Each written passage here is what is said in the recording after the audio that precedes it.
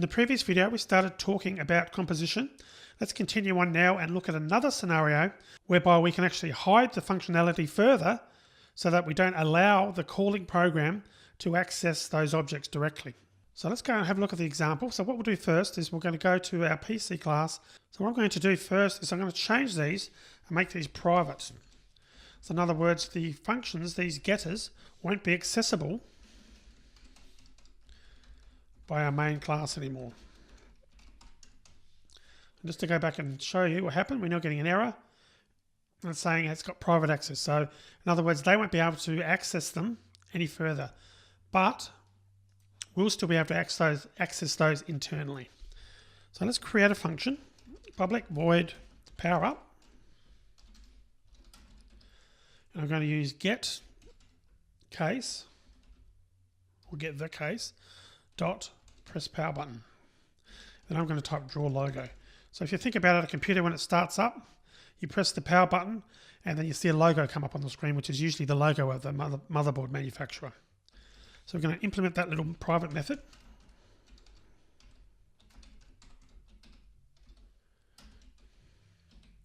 And it might do some fancy, graphics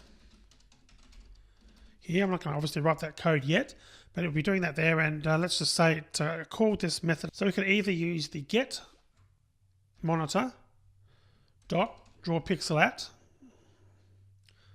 1250 yellow, whatever we wanted to do, using the getter, or we could access it directly by accessing the variable directly.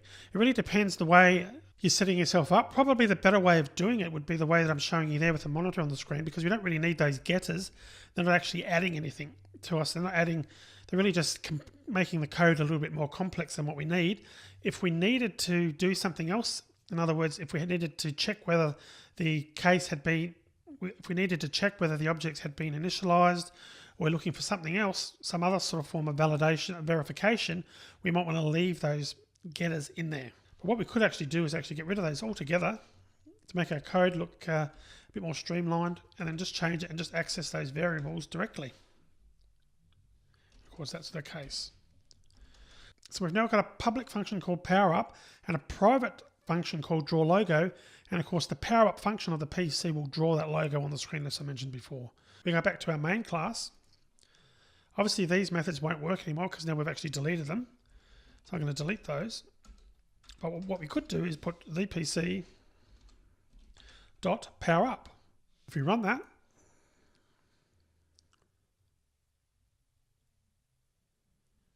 you can see that the power button was pressed, drawing pixel at 1250 in color yellow. So obviously to access that, we accessed the PC.PowerUp method. So I went to our PC PowerUp method, which called the case.pressPowerButton, which then references the case object that's been created for this class. And if we have a look at our case code, it's calling the press power button method to show that message on the screen. Then of course the second thing it did was it actually drew the logo, and it used the monitor.drawPixelAt method, and of course the monitor method does the system output there. So that in essence is what composition is. It's actually creating objects within objects. So you're having like a master object, in this case the PC is managing and looking after, and this is using composition to achieve that, as opposed to inheritance that we looked at in the previous video. So in a future video, what I'm going to do is explain where you should be using inheritance and where you should be using composition. As a general rule, when you're designing your programs in Java, you probably want to look at composition first. So if you do any sort of research on the internet, most of the experts will tell you that, as a rule, to look at using composition before inheritance, and it does give you added advantages and more flexibility. But with that said, it does depend on the solution and what you're trying to achieve. Okay, so it's challenge time.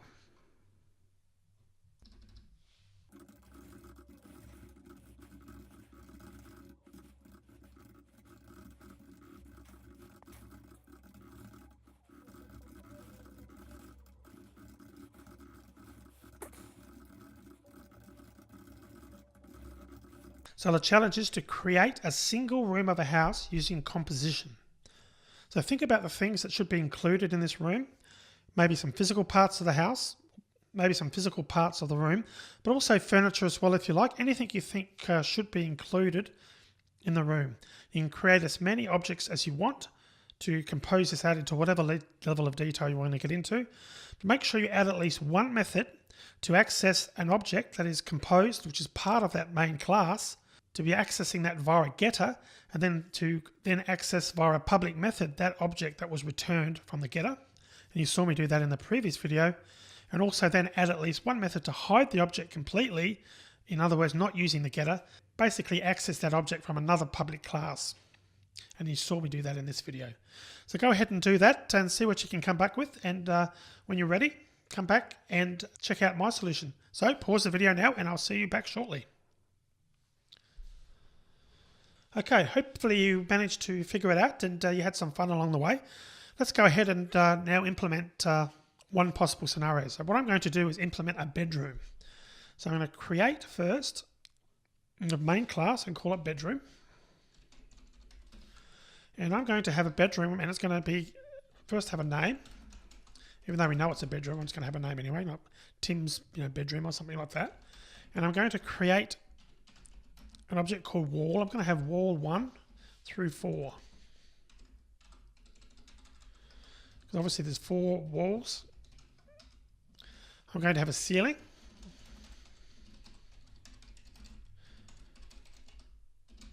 I'm going to have a bed, because it's a bedroom.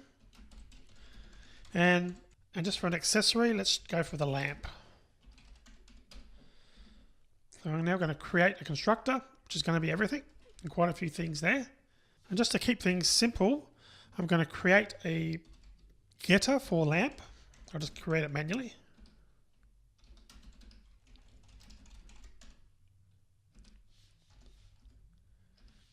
And let's create a public method for making the bed.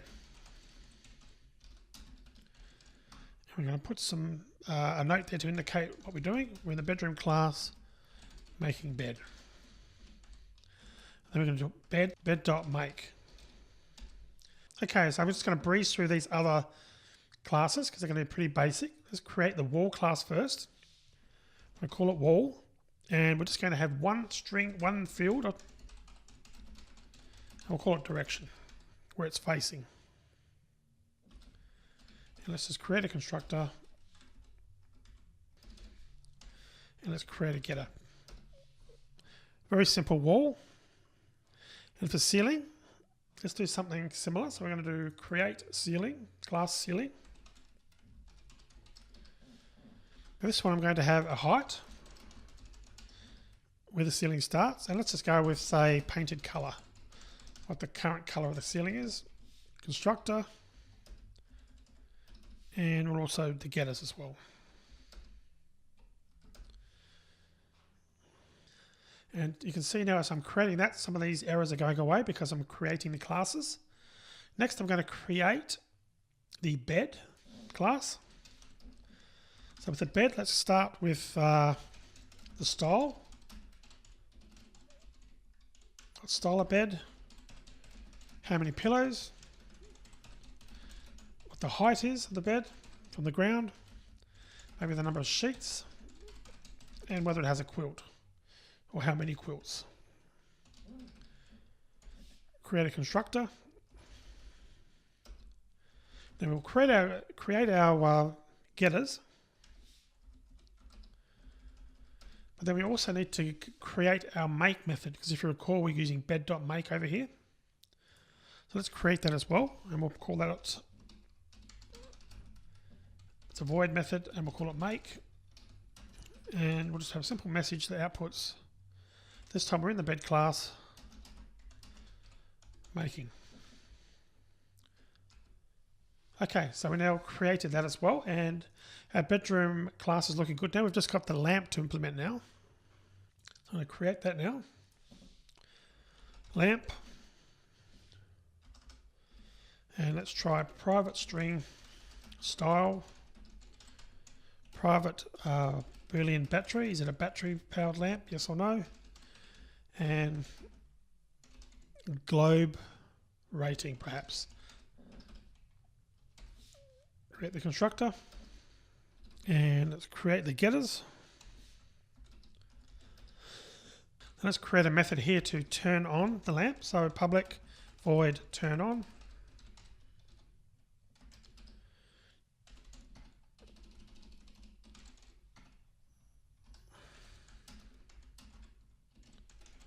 Turning on. So we should now have got rid of all those errors. So we've now got a valid class there, which is good. So let's go back to our main method now and implement this. So what I'm going to do is start by creating our walls. I'm going to put wall 1 equals new wall, start west, create 4 walls,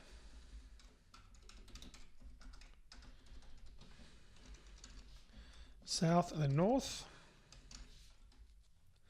Make them all unique.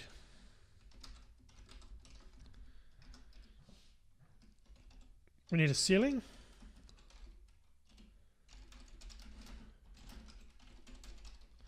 And if you recall, we'll say it's a 12-foot ceiling, painted color, just an integer, 55. We need to create a bed. So we're going to put bed equals new bed. Modern, 4 pillows, 3 foot perhaps, 2 sheets, 1 quilt. So there's our bed. And lastly, we need to create a lamp. So lamp equals new lamp. We'll say it's classic, false, no battery, and we'll say it's 75 is the globe rating.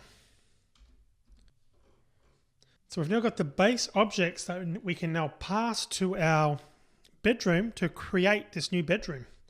So to do that, we can do bedroom equals new bedroom. And of course, the parameters it needs is the bedroom name. We'll call it Tim's room. Or just Tim's will be enough because we know it's Tim's bedroom. And wall 1, wall 2, wall 3, wall 4, ceiling, bed, and of course lamp. So we've now got our valid object bedroom created. So how do we make the bed? Well, if you recall from our bedroom object, we created a method called makeBed, which then itself called the method bed from the bed object. So all we have to do there is put bedroom dot make bed. That's how we make the bed. And the other way of accessing it, which was via the getter, bedroom dot get lamp dot turn on. Let's try running that. So you can see the bedroom class was called first, making the bed, which it and then in turn called the method make from the bed object that's part and parcel of this class. And then of course the other way of accessing it, which is via the getter, use that to access the lamp object, which again is part of our bedroom object, and turned on the light. So you can see that composition is very, very powerful.